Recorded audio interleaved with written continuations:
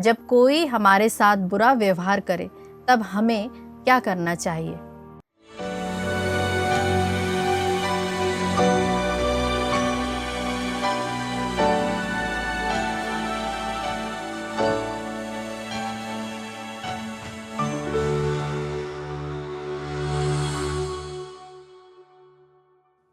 आप सबों को मेरा प्यार भरा जय यीशु।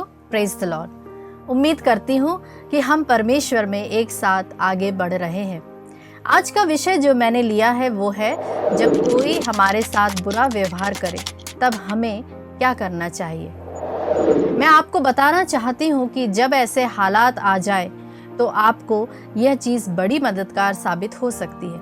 मैं आपके सामने एक वचन पढ़ना चाहूँगी, ध्यान से सुनिए। पहला पेतरुस अध्याय 2 पद संख्याएं 23।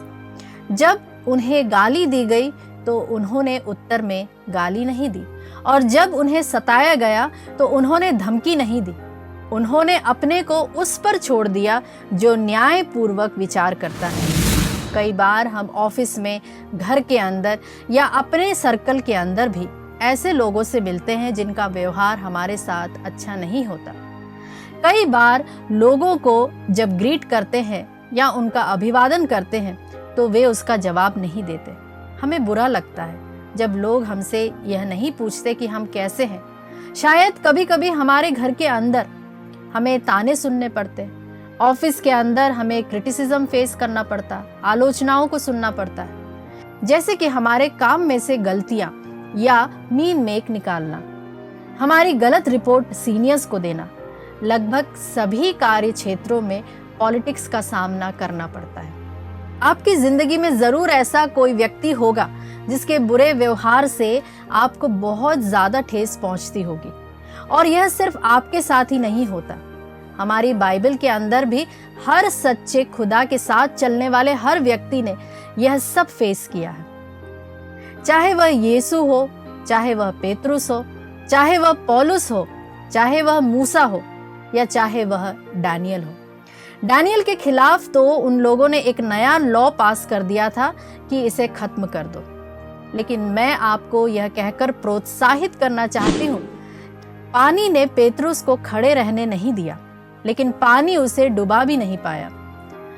डैनियल जरूर शेरों की मांद में गया, लेकिन शेर उसका कुछ बिगाड़ नहीं पाए। शैतान जानता है कि वह सिर्फ और सिर्फ आपको डरा सकता है, इससे ज्यादा और कुछ नहीं कर सकता। कई बार हम ऐसे लोगों से मिलते हैं या ऐसे लोगों से हमारा वास्ता पड़ता है जो बहुत ही पॉलिटिक्स में इन्वॉल्व होते हैं, आपको पसंद नहीं करते। आप उन्हें ग्रीट करते हैं तो वे आपको जवाब नहीं देते।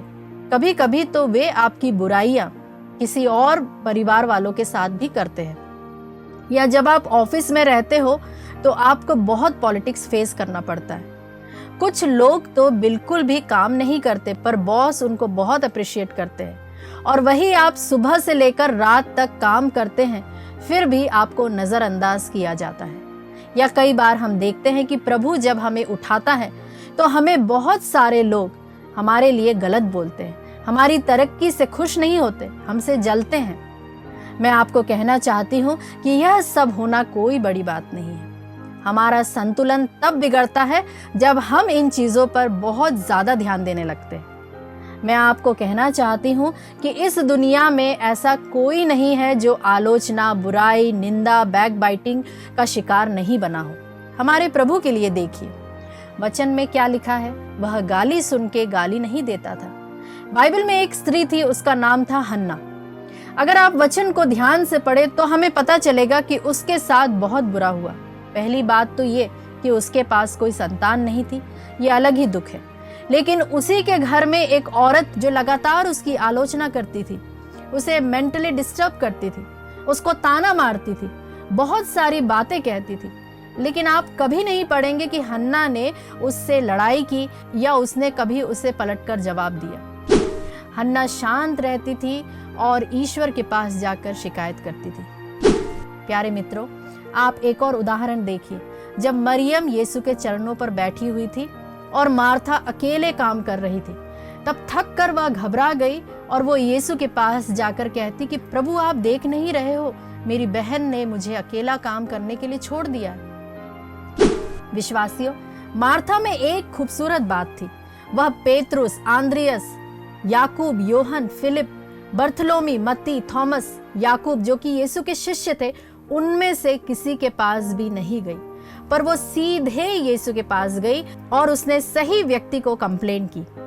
मैं आपको कहना चाहती हूँ कि अपनी शिकायतें लोगों को ना दें।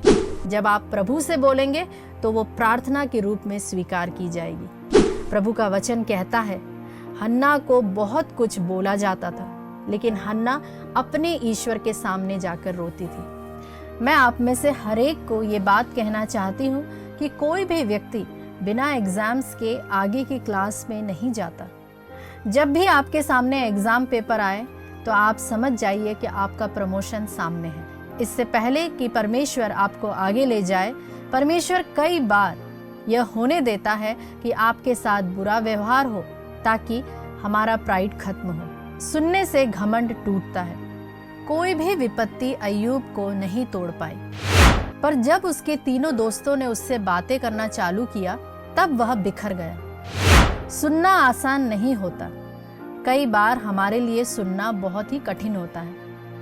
प्यारे विश्वासियों, आज हम एक छोटा सा एक्सरसाइज करें कि अगर कोई हमसे कुछ शेयर करना चाहता है तो उसे हम अपना समय दें, बिना जज किए, अपने नज़रिए से नहीं, पर उसकी परिस्थितियों को ध्यान में रखकर उसे समझने की कोशिश करें। उम्मीद करती हूँ कि आज के संदेश से आप आशीषित हुए होंगे। अगर आपको कोई भी बात या वचन ने छुआ तो कमेंट बॉक्स में लिखें या फिर स्क्रीन पर आ रहे नंबर पर व्हाट्सएप मैसेजेस भेजें। हमें खुशी होगी यह जानकर कि आपकी आध्यात्मिक उन्नति हो रही है। May God bless you all.